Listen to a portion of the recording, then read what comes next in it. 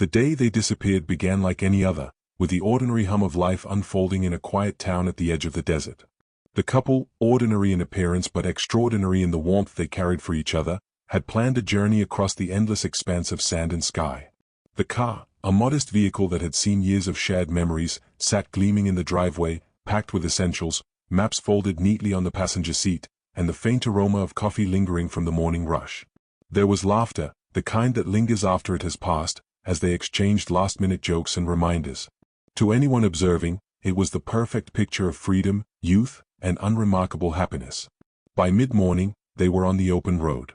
The horizon stretched wide, a pale ribbon of possibility between the harsh sun above and the shifting dunes below. There was a sense of exhilaration in the air, a promise of escape from the mundane, the way one feels when standing at the edge of something immense and unknowable.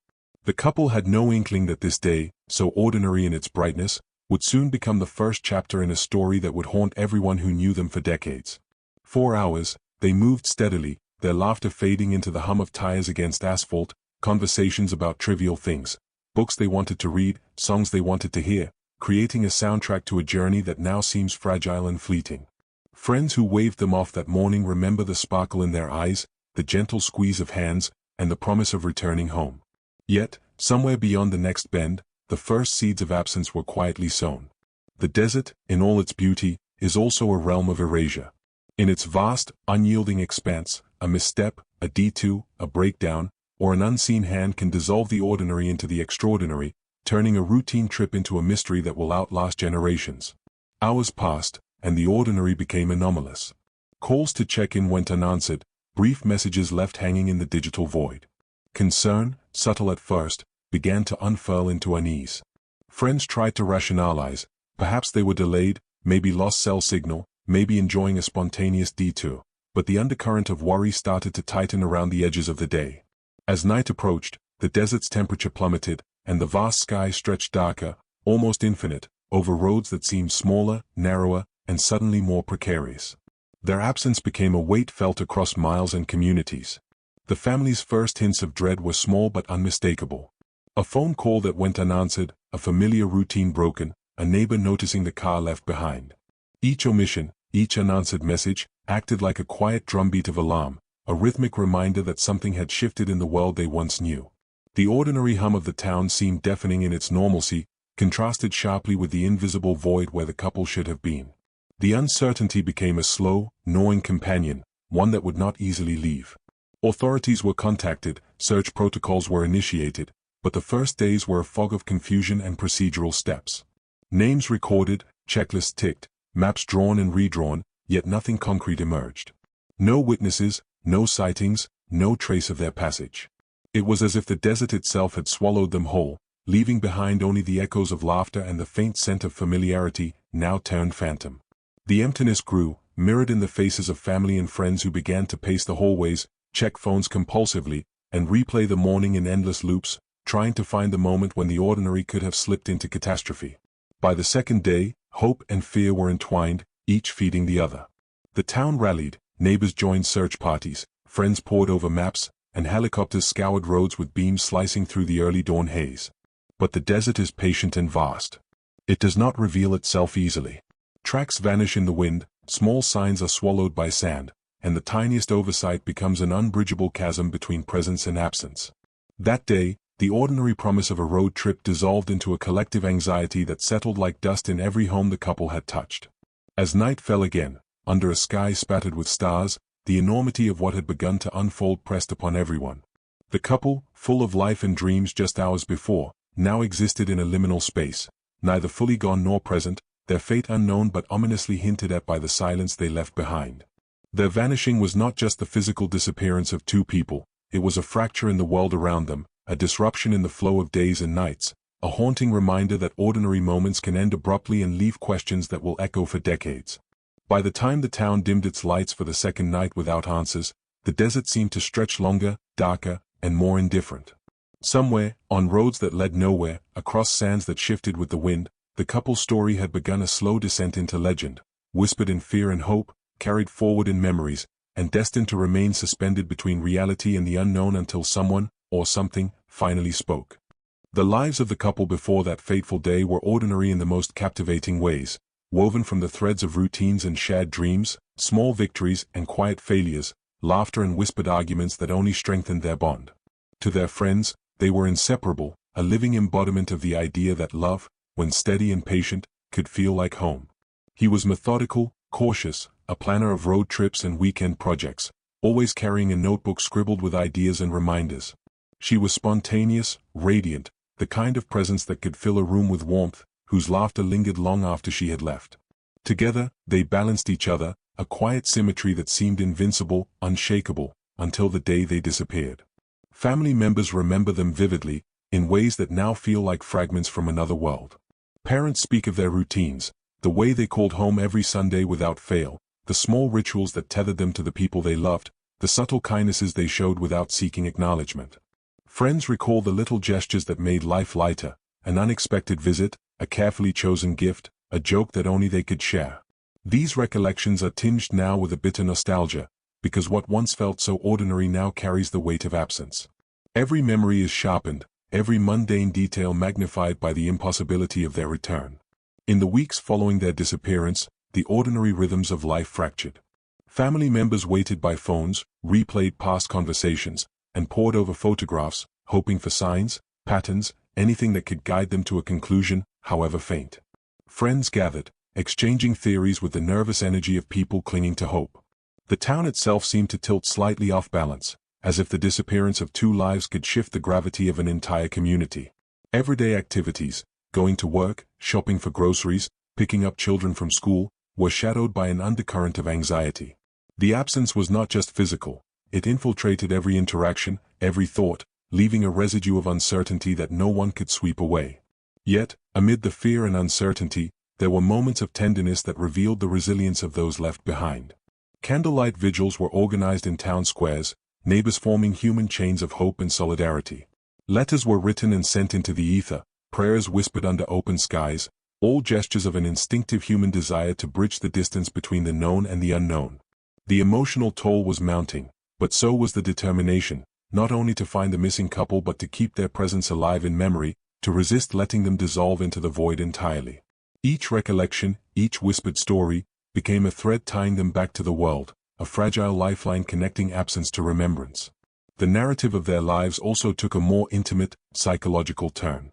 Parents grappled with guilt, questioning the smallest details. Did they notice a subtle change in their child's behavior? Did they offer enough advice, enough caution, enough guidance? Friends wrestled with similar doubts, wondering if they had ignored warning signs or failed to offer help when it was needed. These thoughts, unbidden and relentless, became companions to sleepless nights, echoing in quiet rooms long after conversations had ended. The emotional landscape of loss and uncertainty is not measured in days alone. It stretches across months and years, a persistent presence that refuses the comfort of closure. In their absence, ordinary moments became extraordinary in their poignancy. Birthdays arrived to empty chairs at the dinner table, holidays passed with celebrations muted by the weight of a missing presence, and anniversaries were endured in silence, the rituals of life continuing even when the people who gave them meaning were gone. The couple's absence transformed the familiar into something alien. Photographs became relics, personal items assumed the weight of relics, and the smallest signs of life, an untouched cup of coffee, a folded blanket, a closed notebook, took on a strange, mournful significance. The ordinary contours of life became haunted by what was no longer there, a void shaped by love, expectation, and grief. Friends began to notice how absence can linger in unexpected ways. A favorite coffee shop booth remained empty, a park bench overlooked during routine walks, a street once frequented now seemed hollow. Conversations turned toward remembrance rather than news, speculation rather than updates.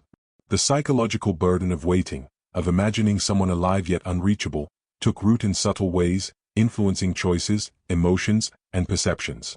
This was not simply grief, it was the suspended animation of hope, the cruel liminality of waiting for a reality that had fractured without warning. In quieter moments, the human imagination took over, filling the silence with scenarios both hopeful and dreadful. The mind, desperate to make sense of an event without evidence, oscillates between extremes. Maybe they had simply gotten lost and would return with stories to tell, maybe they had encountered danger far beyond the ordinary, maybe something irreversible had occurred. This tension between hope and fear became a constant companion to those who loved them, a psychological echo that reverberated through every conversation, every sleepless night, every glance toward the horizon. Through it all, the couple's lives, so abruptly interrupted, remained vividly present in memory. They existed in photographs, stories, and shared experiences. They existed in the emotional landscape of those who refused to relinquish them to absence. And it is this persistence, the undying presence of memory and longing, that would carry the narrative forward for more than 2 decades. Their disappearance, though shrouded in mystery, was not merely a story of loss, it was a story of lives intertwined, of ordinary moments amplified by absence, and of the enduring human need to hold on to love even when reality offers no answers. As the days turned to weeks, and weeks into months, the ordinary lives of the people left behind continued, transformed by a shadow of uncertainty. Every ordinary act, a shared meal, a quiet walk, a casual conversation, was now framed against the backdrop of the unknown. Their absence became a lens through which the ordinary was suddenly extraordinary, a haunting reminder that life can pivot in a single moment, leaving hearts suspended between memory and hope.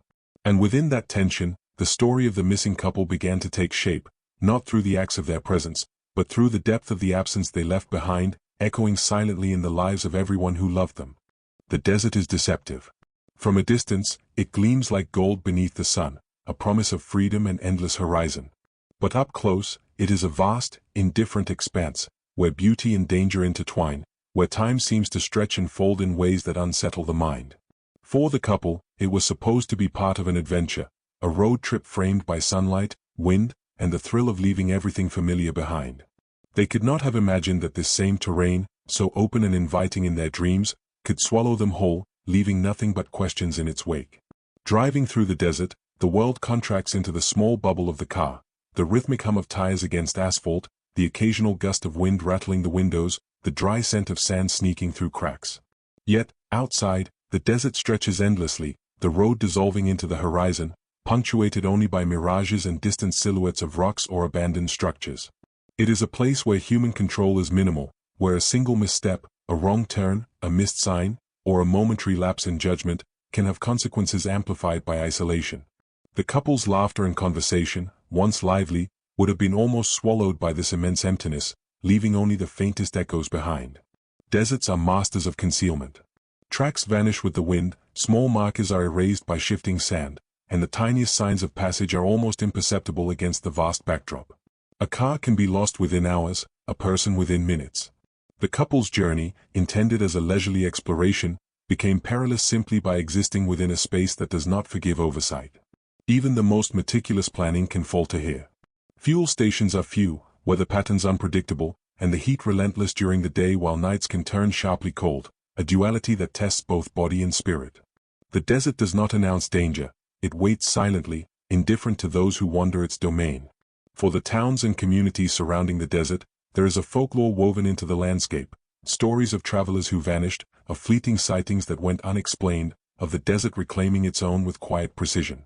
These stories create a psychological tension, a knowledge that life beyond the edge of civilization carries risks beyond imagination. When the couple disappeared, these tales were suddenly not just myths, they were warnings realized. Friends and family, recounting those stories, felt an unspoken dread settle over them, an awareness that the vast openness could conceal both tragedy and truth in equal measure. The road itself, though paved in some sections, is a fragile ribbon cutting through harshness. Isolation magnifies minor problems. A tire blowout, a wrong turn, or a momentary lapse of attention can quickly spiral into crisis. The couple's car, packed with personal items and the remnants of everyday life, would have been a fragile lifeboat in a sea of sand. Here, time loses its usual meaning. Hours stretch, sunlight blurs into heat waves, and the mind can begin to play tricks, turning distant rocks into figures, shadows into threats. The desert is not just a physical space, it is a psychological one, amplifying both hope and fear, demanding respect for the unknown and patience for what cannot be controlled. The couple's route, though likely planned with care, would have intersected with these unpredictable forces. Small decisions, a pause to admire a vista, a deviation to follow a less traveled road, can shift a journey irrevocably. The desert is indifferent to intention, it only reacts to presence. Any miscalculation can set into motion events that are invisible to the outside world, leaving behind a void that stretches for miles, days, and eventually, decades. The isolation transforms ordinary mishaps into enduring mysteries, as there is no one to witness, no one to guide, and no immediate recourse when the terrain itself becomes adversary. Psychologically, the desert imposes a unique kind of pressure. Solitude magnifies introspection, and uncertainty becomes tangible. The couple, confined within their small vehicle, may have experienced fleeting moments of exhilaration and fear, anticipation and doubt. Conversations that began in playfulness could have shifted subtly toward tension. Decisions that felt minor could have become monumental. Every mile driven was a negotiation with an environment that is simultaneously beautiful, suffocating, and unforgiving. The desert is both a landscape and a character in the story, a silent force shaping events, holding secrets, and offering no explanations. The desert's rhythm is relentless. Days are scorching, nights are chilling, and the horizon stretches beyond perception, leaving travelers disoriented and exposed. Even experienced drivers and adventurers approach it with caution, understanding its capacity to conceal and consume. For the couple, the desert was a canvas for freedom that ultimately became a stage for uncertainty. It swallowed routine, erased landmarks, and isolated them from the comfort of civilization. Their disappearance was not marked by drama or spectacle. It was a quiet, almost inevitable consequence of existing in a place where ordinary life meets unforgiving geography. As the sun dips toward the horizon, the desert shifts its character. Shadows lengthen, and the heat of the day gives way to cold that bites unexpectedly. The road becomes a ribbon of uncertainty, the horizon a blur between reality and mirage. The couple, though ordinary and unprepared for the desert's extremes, ventured into this landscape with hopes and plans, unaware of the invisible forces shaping their fate. The desert, in its silence, became both witness and adversary, holding their journey, their choices, and ultimately, their absence in suspended secrecy. By the time night falls over the endless expanse of sand and stone, the desert has reclaimed its dominion. It is impossible to trace the exact path the couple took, to know what they saw or feared, or to understand which small choice may have led them away from safety. The emptiness of the desert contrasts sharply with the richness of the lives left behind, and yet it is in this emptiness that the story of the disappearance gains its tension, an unyielding stage for a mystery that will unfold only slowly, across decades, and with consequences that ripple far beyond the sand and sun. The initial shock of the disappearance quickly transformed into urgent action. As word spread through the town, neighbors, friends, and family mobilized, their concern translating into movement, into hands searching, into voices calling across the empty roads. The search began methodically, yet with an urgency born from the fragile balance between hope and despair. Police reports were filed, maps unfolded, and phone lines remained open, ringing with questions that often had no answers. Every trail, no matter how small, was examined with meticulous care, yet the desert refused to yield its secrets. The couple's absence was not just physical, it had begun to carve out an emotional landscape where uncertainty reigned supreme. Law enforcement faced the dual challenges of time and terrain. The desert, in its vast indifference, quickly rendered standard search techniques inadequate. Helicopters scoured the horizon, their bright spotlights slicing through the gathering dusk, yet they often returned with nothing but shifting sand and empty expanses. Ground searchers combed roadsides, followed tracks that dissolved almost as soon as they were found, and examined abandoned rest stops, thinking perhaps a fleeting glimpse might reveal a clue. Yet the desert has a rhythm of concealment. It erases footprints, scatters evidence, and transforms the ordinary into the untraceable. The very space meant to carry them forward had become a labyrinth without walls, a puzzle whose pieces were scattered by wind, sun, and time. Family-led searches carried a different weight. Parents, siblings, and friends walked paths they thought the couple might have taken, calling their names into the dry air, listening for echoes that never came. Every shadowed rock, every glint of metal, every curve in the road became a potential sign, an invitation for hope or despair. The emotional strain of combing through the landscape that might have been their final path was intense, each step a confrontation with helplessness. Their commitment to finding answers was both heroic and heartbreaking, a testament to love unyielding in the face of the unknown. The search parties quickly learned how fragile hope can be. Small leads, once discovered, sparked immense optimism.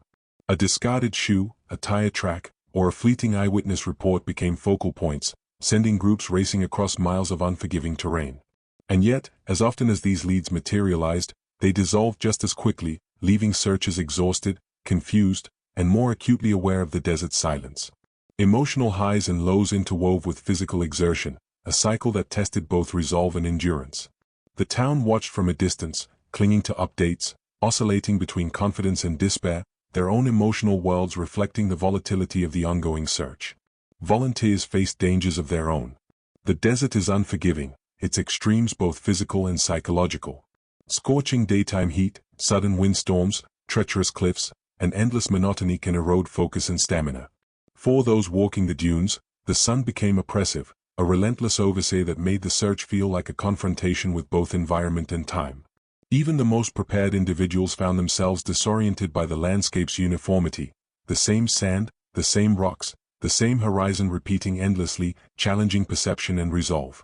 Yet, despite exhaustion and risk, determination persisted, driven by the hope that the couple could still be found alive. Every day of the search deepened the emotional investment. Small victories, finding a personal item, uncovering a temporary trace, offered fleeting relief, only to be replaced by disappointment when no further evidence appeared. Parents oscillated between reassurance and despair, clinging to fragments of hope while confronting the relentless possibility that their children might never return. Friends, too, found themselves trapped in a cycle of speculation and prayer, of walking roads and imagining scenarios that could no longer be verified. The desert silence amplified every fear, magnifying uncertainty into a constant companion. The procedural challenges added another layer of frustration. Coordination between agencies was necessary but slow, resources were limited, communications faltered across the expanse. It was not just the terrain that seemed impossible, it was the human attempt to impose order upon it, to create structure in a world governed by chaos and indifference. Yet, amidst the complexity and the bureaucratic hurdles, the effort itself became a testament to resilience. Each search party, each helicopter sortie, each line of investigation was a statement that the missing would not be forgotten, that hope, even when fragile, demanded action. Public awareness began to grow as well. News outlets covered the disappearance, painting the couple in broad strokes for audiences far beyond the town. Their story, once intimate, personal, and localized, became emblematic of the fragility of life and the desert's silent dominion. Friends and family spoke to reporters cautiously, offering fragments of a story incomplete but emotionally potent. The community's concern broadened into a collective vigil, a shared investment in an outcome still unknown. Emotional stakes expanded beyond personal loss to include the town itself, a reflection of humanity's universal fear when faced with unexplained absence. Through it all, the couple remained intangible, almost spectral, suspended in the collective imagination of everyone searching for them. Each effort to locate them became not only a practical endeavor but a psychological one, walking, scanning, and listening as if proximity might make the invisible visible, as if persistence could bend the desert itself.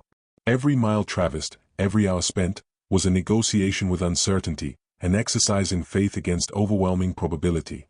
The emotional tension mounted with every unsuccessful day, reinforcing the gulf between hope and despair, between what was known and what was possible. By the end of the initial weeks, the search had become exhaustive but inconclusive. Exhaustion, anxiety, and faint frustration hung over the town like a desert mirage, always present, never tangible. Yet the search also forged an unspoken bond among those involved, a network of people connected by care, fear, and the relentless desire to pierce the silence. In this way, the desert, while remaining indifferent to the couple's fate, became a stage on which the depth of human perseverance was revealed. The search was not just a practical effort to recover bodies or belongings, it was a testament to the human spirit's refusal to relinquish hope, even when faced with a vast and implacable unknown. In the days and weeks following the disappearance, small threads of hope appeared like fragile mirages on the desert horizon. At first, a reported sighting of the couple at a distant gas station set hearts racing. Friends and family clutched these fleeting glimpses with desperation, imagining that within a matter of hours, the mystery might be resolved. Then came phone calls that seemed to come from nowhere, static-filled, brief, almost dismissive, but enough to make people question their own perception. Each lead was examined, scrutinized, and then, more often than not, found wanting. The desert had already begun its subtle work, scattering clues, erasing evidence, and turning hope into a fragile, sometimes cruel, illusion. The first false lead came from a truck driver who claimed to have seen the couple on a lonely stretch of desert highway. He described their car in vivid detail, the color, the bumper sticker, even the small dent on the passenger side. Authorities followed up immediately, dispatching search teams to the area he indicated. For hours, the families clung to the possibility of reunion, imagining the car turning a corner, seeing familiar faces pressed against the windshield. Yet the highway was empty. The sun fell, leaving behind only heat-soaked asphalt and shadows that seemed to whisper of missed chances. The disappointment was immediate, crushing, and familiar, a cruel reminder of how easily the desert conceals its secrets. Then there were the anonymous tips, a note left at a local diner claiming the couple had been spotted near a remote canyon, a cryptic voicemail suggesting they were safe but lost. Each message fueled a roller coaster of emotion, hope, anxiety, elation, and despair, often within a single hour. Friends and family chased these leads relentlessly, sometimes traveling long distances, only to return with nothing but sand in their shoes and more questions than answers. These moments, brief as they were, became psychological landmarks in the unfolding tragedy. They taught a cruel lesson: in a desert, and in life, not all signs point toward clarity, some only serve to deepen the mystery. As the weeks stretched into months, the search expanded beyond the local area. Amateur investigators, thrill seekers, and even paranormal enthusiasts began to weigh in, offering theories that ranged from plausible to implausible, from practical to fantastical. Some believed the couple had chosen to vanish deliberately, that their disappearance was a carefully orchestrated escape. Others suggested a sudden accident, perhaps veering off an unpaved road, the car hidden by dunes or rocks. Each theory carried emotional weight, reshaping the narrative for those who loved them. Every speculation was a test of endurance, requiring families to balance hope with the sobering recognition that not all questions would be answered. The impact of these false leads on family and friends was profound. Each tantalizing clue forced an emotional investment that left them raw when nothing materialized. Parents replayed the sightings in their minds over and over, imagining what could have happened, asking themselves if they had missed some crucial sign, some warning that might have prevented the disappearance. Friends wrestled with guilt and helplessness, wondering if a better memory of the day, a different choice, a phone call could have changed the outcome. The psychological burden of chasing illusions is heavier than straightforward grief. It carries the weight of uncertainty, doubt, and the relentless questioning of what might have been. Some leads were so specific that they almost seemed real: a piece of clothing found near a dry wash, a footprint on the sand, a forgotten journal page fluttering in the wind. Each of these items became a story in itself, dissected by investigators, discussed endlessly among those searching, and analyzed for hidden meaning. But the desert, as always, remained indifferent. Tracks vanished, clothing could belong to anyone, and memories blurred over time. The tension between what is real and what is imagined became a psychological labyrinth, where hope and fear intertwined in ways that were impossible to untangle. The local community, too, was swept into the drama. Businesses, neighbors, and strangers offered tips, guided searches, or simply watched with anxious attention. Every report of a sighting was amplified through conversation, social media, or local news, adding layers of expectation and anticipation. Yet each false lead also became a collective emotional lesson. In a story defined by absence, certainty is a rare commodity, and hope is both a gift and a torment. This duality contrasted sharply with the initial optimism of the first search days, introducing a deeper, more psychologically nuanced dimension to the narrative. Through all these red herrings, one theme persisted: the couple remained elusive.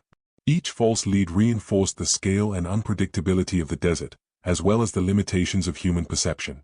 The ordinary markers of evidence, the car, belongings, eyewitness testimony, were all fragile in a landscape designed to absorb, erase, and confuse. Families learned, slowly and painfully, that not all signs point to answers, some only deepen the silence. Yet even in disappointment, these moments underscored a profound truth: love and hope compel action, regardless of certainty. Searching, after all, is not only about discovery, it is about asserting presence in the face of absence, holding on to what is meaningful when everything else seems to dissolve. Psychologically, these false leads shaped the long-term narrative of grief. They created cycles of hope and despair, prolonging the emotional suspension and delaying the inevitable confrontation with reality. Friends and relatives learned to live in a constant state of alertness, ready to act on a tip, ready to chase a shadow, ready to imagine reunion at a moment's notice. The mind adapts to this tension, framing absence as a space to inhabit, to navigate, and, paradoxically, to endure. It is in these false leads, more than in the initial disappearance itself, that the psychological drama of the story deepens, the human need to make sense of loss colliding with the desert's patient indifference. By the end of this period, the family and community were exhausted, their hope tempered by repeated disappointment, yet never entirely extinguished. They had begun to understand that the mystery was as much about the desert as it was about the missing couple. The landscape itself dictated the terms of engagement, teaching lessons in patience, humility, and the fragility of certainty.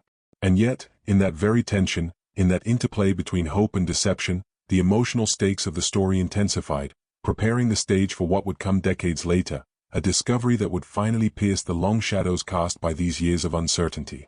As weeks became months, and months stretched into years, the disappearance of the couple settled into the lives of those left behind like a shadow that never fully recedes.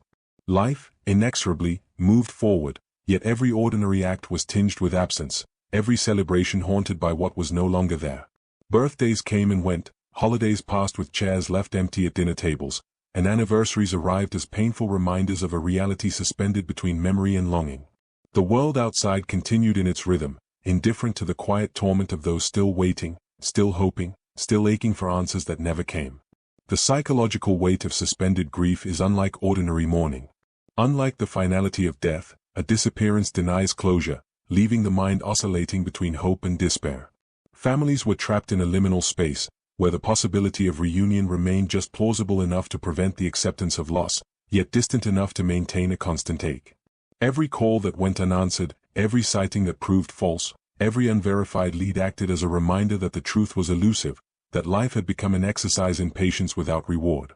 It is a torment compounded not only by the unknown fate of the missing but by the ongoing effort to maintain normalcy amid uncertainty. Parents, in particular, carried a unique burden.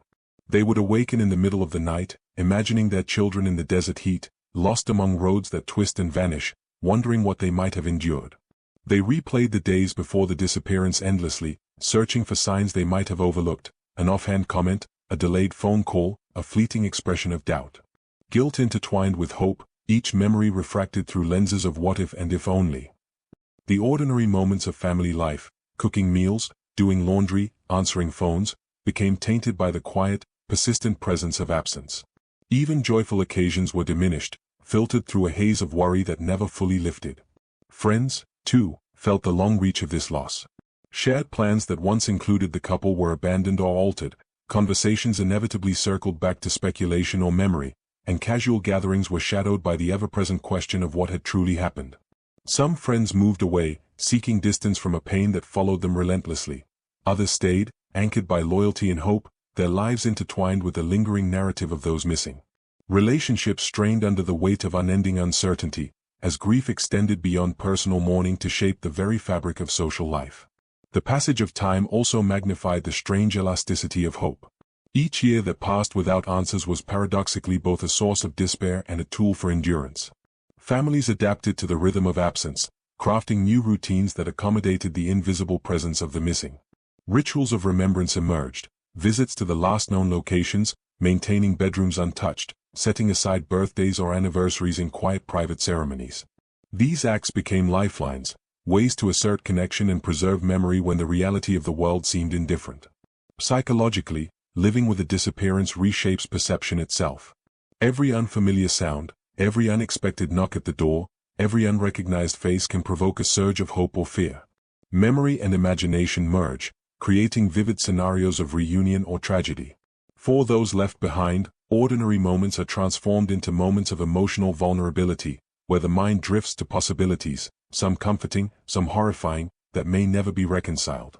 Sleep is often punctuated by dreams in which the missing are present again, only to vanish at the moment of awakening, leaving lingering dread. The mind, in its need to construct meaning, becomes both solace and tormentor. Community response, too, evolves over time. Initially supportive, neighbors and townsfolk gradually adapt to the reality of absence, their vigilance tempered by the passage of years. Some offer comfort sporadically, others withdraw, unable to sustain the emotional intensity required by perpetual hope. Yet even as public attention wanes, the core circle of family and friends remains engaged, bound together by a shared commitment to remembrance. They become both keepers of memory and chroniclers of uncertainty, maintaining a vigil that time itself cannot fully diminish. In subtle ways, the disappearance shapes identity. Parents define themselves through resilience, through the capacity to hope despite the absence of certainty. Friends measure their lives against the shadow of what was lost, adjusting priorities, re-evaluating choices, and occasionally wondering how different life might have been. Children of the missing grow up carrying narratives they cannot fully understand, absorbing tension and ambiguity as part of their formative experience. The emotional ripples extend far beyond the initial event, coloring the texture of life in ways both visible and invisible. Even decades later, the absence maintains a presence. Everyday objects, their car keys, books, favorite clothing, become relics of a life frozen in time. Photographs are revisited repeatedly, their details scrutinized as if new insight could be gleaned from the slightest angle of sunlight or tilt of a smile. Voices, once ordinary, are replayed in memories, in dreams, and in the quiet corners of the mind. The longing for answers becomes entwined with the very sense of reality, shaping perception, decisions, and emotional responses long after the event itself. Yet, amidst the unrelenting tension and grief, there are moments of resilience. Love persists, memory endures, and hope, though battered, remains a driving force. Families establish ways to carry on while honoring the missing, finding a balance between preservation and progression. Friends find solace in shared remembrance, and small gestures of care, from maintaining a favorite meal to leaving a note at a place the couple once frequented, become acts of defiance against the silence. Even the desert, vast and indifferent, cannot erase the emotional presence of those left behind. In these ways, life continues in parallel with absence, creating a liminal space where memory, hope, and grief coexist. Ordinary routines are now threaded with tension, past experiences reframed through loss, and every mundane moment carries the weight of a story unresolved. The desert, once a distant backdrop to adventure, looms large in imagination, a place both beautiful and terrifying, emblematic of the fragility of life and the resilience of love. In living with uncertainty, the family and friends of the missing couple have become experts in endurance, navigating decades of waiting, imagining, and remembering. Their lives, though shaped by loss, remain a testament to the human capacity to hold on to meaning even in the absence of answers. Years passed with the couple's fate suspended in uncertainty. Then, 23 years after their disappearance, the desert, silent and patient, offered a whisper from the past. It began with a discovery so ordinary in its mechanics yet extraordinary in consequence. A car, abandoned and weathered, half buried in sand, its metal frame dulled by decades of sun, wind, and dust. The desert had kept it hidden, a time capsule waiting for someone to stumble upon it, to bridge the yawning gulf of years with a tangible reminder of the lives once lived. The discovery was sudden, almost accidental. Perhaps it was hikers wandering off a trail, their footsteps crunching over sand and stone, when their eyes caught the glint of metal. Perhaps it was a local resident, familiar with the landscape, noting an anomaly in the monotony of dunes and rocks. Whoever it was, the first glimpse of the vehicle sent a ripple through the community and authorities alike. Decades of searching had yielded little.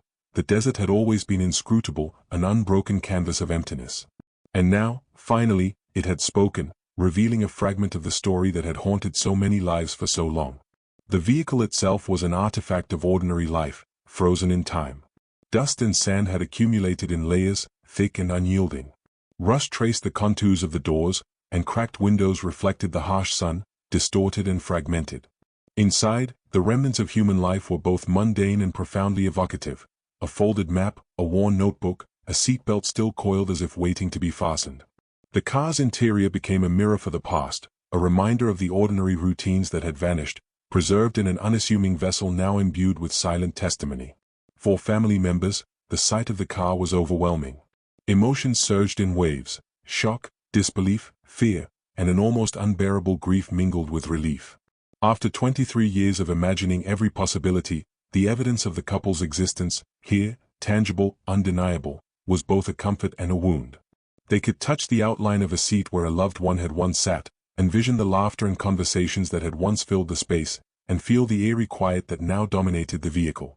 It was proof of their reality, proof of their journey, and yet proof of the relentless passage of time that had kept them out of reach. Authorities approached the discovery with caution.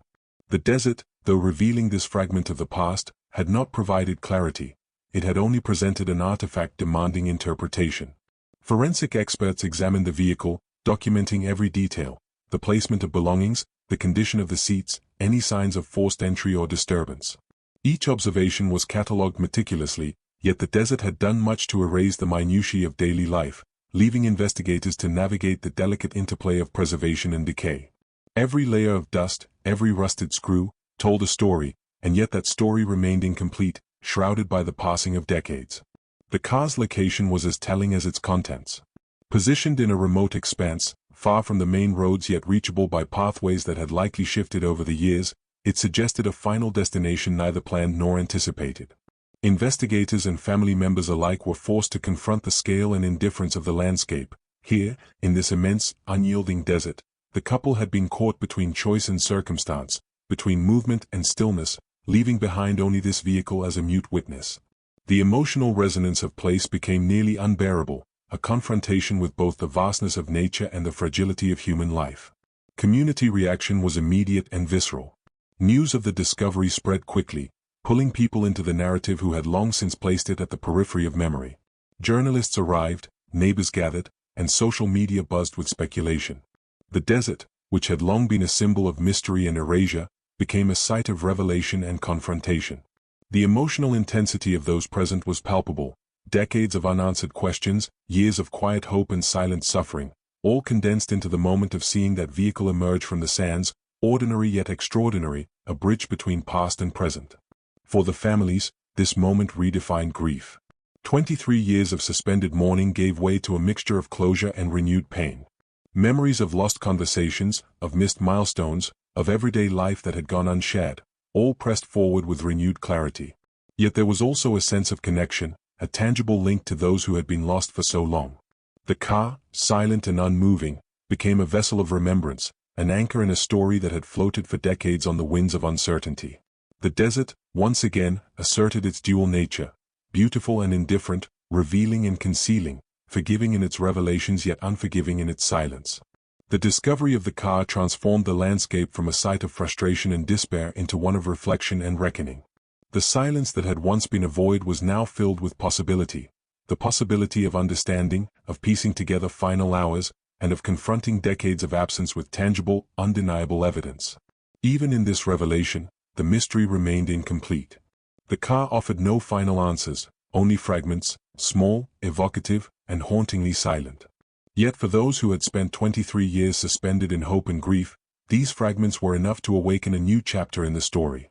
The desert had spoken, in its own language of sand, rust, and shadow, reminding all who listened that time could preserve as much as it could erase, that absence could be filled with memory, and that sometimes, the world itself holds the key to stories thought lost forever. The car, long abandoned, became an unintentional monument, a vessel of memory and mystery, its stillness reverberating with decades of unanswered questions. Time had treated it like a canvas, layering dust, rust, and the slow decay of metal over every detail, yet somehow preserving the traces of life once contained within. The vehicle was more than a machine, it was a silent witness, a repository of ordinary moments frozen in place, holding fragments of a life that had vanished into the desert. To look inside was to peer into a paused world, where laughter, conversation, and the subtle rhythm of companionship had once existed. For the family, entering the car was a confrontation with the past made tangible. Seats that had once cradled familiar bodies now sagged under the weight of time. A steering wheel, once gripped with intention and direction, remained in place as if waiting for hands that would never return. The faint imprint of a cup, the folded map left where it had been placed decades ago, all acted as triggers for memory and imagination. Each object, each crease in the upholstery, became a bridge between the present and the day the couple had vanished, an intimate and haunting reminder that the ordinary is often the most extraordinary when it disappears. Investigators approached the car as both evidence and narrative. Every layer of sand, every speck of dust, was documented meticulously. Fingerprints that might have once existed had long faded, the metal had absorbed years of sun, heat, and wind. Yet, even in decay, the vehicle spoke volumes. The placement of personal belongings, the absence of forced entry, the lack of signs of struggle, all suggested a story that had ended not with confrontation but with circumstance. Every observation was a puzzle piece, a fragment that could be interpreted, yet never fully completed.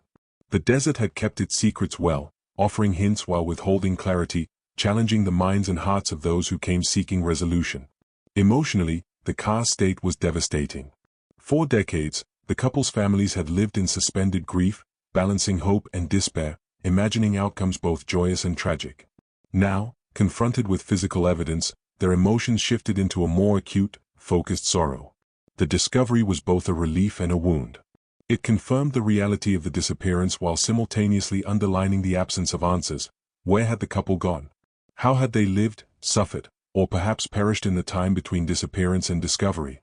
The car, while a tangible connection, was silent on the most pressing questions, leaving room only for imagination and memory. The psychological weight of the discovery cannot be overstated. After 23 years of absence, the mind constructs narratives to fill gaps, and the sudden presence of the vehicle disrupted those stories. It was no longer a distant image or hypothetical scenario. It was real, concrete, and unyielding. Parents and friends were forced to confront the physical reality of what had occurred, piecing together fragments while recognizing the vast emptiness surrounding them. The emotional toll was profound. Grief, relief, longing, and frustration collided, creating a complex,